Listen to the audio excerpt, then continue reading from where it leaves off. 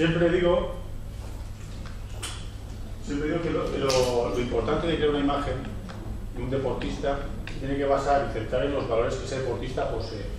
¿Por qué? Porque si estamos creando la imagen o cimentando la imagen, creando o cimentando la imagen de un deportista en unos valores que él no tiene, cuando ese deportista haga algo en ámbito deportivo o personal que no acompañe a su imagen que estamos transmitiendo, hay una crisis de reputación, una crisis de identidad, que ese deportista puede perder incluso, pues, si tiene patrocinadores, dañar la imagen del club al que representa, etc.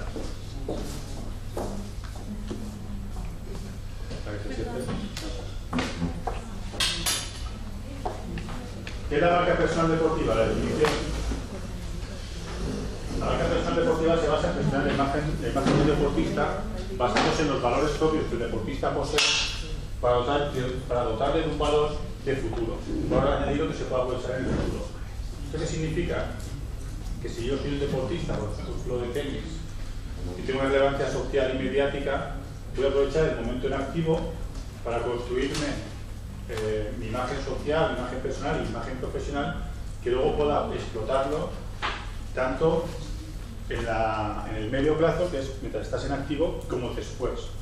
Es decir, que no se trata únicamente de explotar la imagen de un deportista mientras hace deporte o en el éxito deportivo, sino que ese deportista cree una línea de futuro que incluso después de su vida profesional pueda aprovechar el momento vivido, la repercusión social y mediática que tiene, para en los diferentes ámbitos poder explotar profesionalmente esa experiencia profesional y personal que tiene. Hasta aquí más o menos se entiende.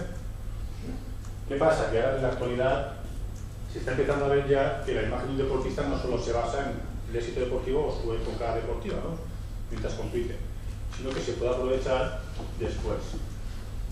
Aún falta una profesionalización en el sector donde quede patente que un deportista no es un objeto al que se puede explotar, sino que el deportista tiene que formarse, crecer personal y profesionalmente, y que su vida no sea únicamente el deporte, sino tenga otras salidas.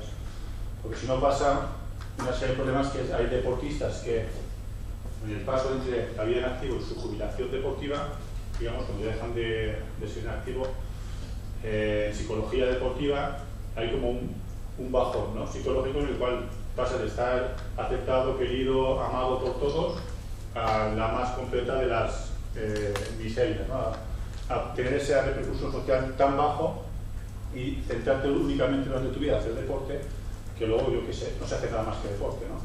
Con lo cual muchos de ellos se quedan en depresión y otra serie de circunstancias un poco más dramáticas, ¿no? También es verdad que muchos deportistas, sobre todo de categorías medias, ¿no?, o de deportes no mucha repercusión, mucho bombo social o mediático, que cuando terminan su vida deportiva dicen, bueno, ¿yo ahora qué hago?, ¿no? No sé hacer nada más que hacer deporte y me he basado y me he centrado exclusivamente en esto, no tengo nada más, que no puedo ofrecer nada más. Cuando es mentira, un profesional o un deportista, en su experiencia personal y profesional que ha tenido durante sus años de carrera, ha habido una serie de situaciones que luego las puede aplicar a nivel de empresa, a nivel de formación, a nivel de coach. Muy bien, ¿eh? No se te ha oído, no se te ha oído, ¿eh? Pero esa de ver las páginas es rara. Bueno. Nadal. Vamos a jugar a la pelota, Camilo, que te gusta. Nadal, ¿qué valores te transmite Nadal? ¿El Casilla Moreno? Confianza, fuerza, disciplina, eficiencia. La imagen que transmite Nadal es esa, ¿no? Y es real, ¿vosotros sois que es real o es creada? No, Nadal es así. Es así, ¿verdad? Eso es así, lo sabemos. No podríamos vender a otro deportista con los mismos valores que Nadal si ese deportista no los posee, ¿no? No puede decir, por ejemplo, que Peter, es el ejemplo que se pone, tiene los valores, por mucho que yo sepa de comunicación y publicidad, que lo dé a conocer como un tío que trata, cuando todo lo que hace dentro y fuera del campo está destruyendo esa imagen que nosotros estamos creando. Entonces, Sí, la por ahí. Tiger Woods. ¿Alguien sabe lo que pasó con Tiger Woods? Sí, fue Como solo los chistes. La metió donde no tenía que haber metido. Pues nunca mejor dicho, ¿eh? No, fue una Y mentira. no hablamos de golf, Es un tema sagrado. Se quedó con el... ¿Sabes qué pasa? Que si tú eres un vida, un putero, Dilo. si te gusta la mujer y te gusta el vino y eres un deportista y te metes esa imagen, pues bien por ti, ¿no? Es como eres tú.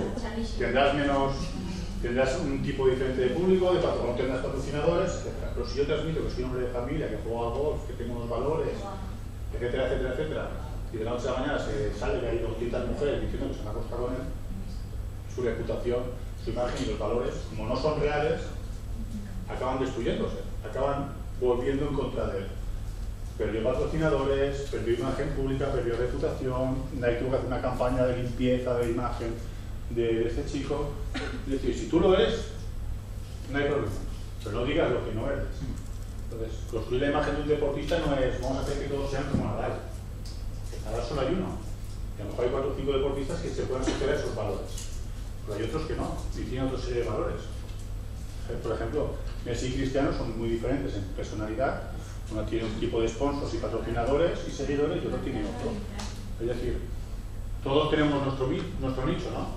A todos podemos gustarle. A unos le gustará un tipo, a otros le gustará otro. O y pasa lo mismo, ¿no?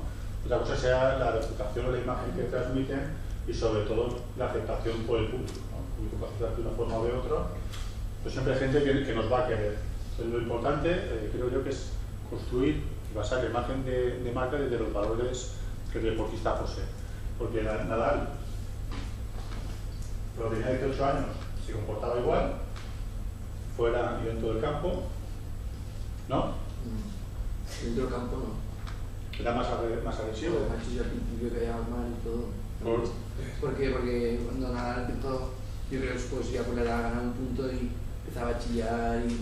Sí que chillan. Claro, no. No, pero Pues insoportable, cada vez que ganaba un punto era como los australianos. Ganaba un punto y se volvía por lo que ahora hace cuando gana un punto importante, pero antes era todo el punto. Exagerado. Y yo creo que eso se lo cambiaron.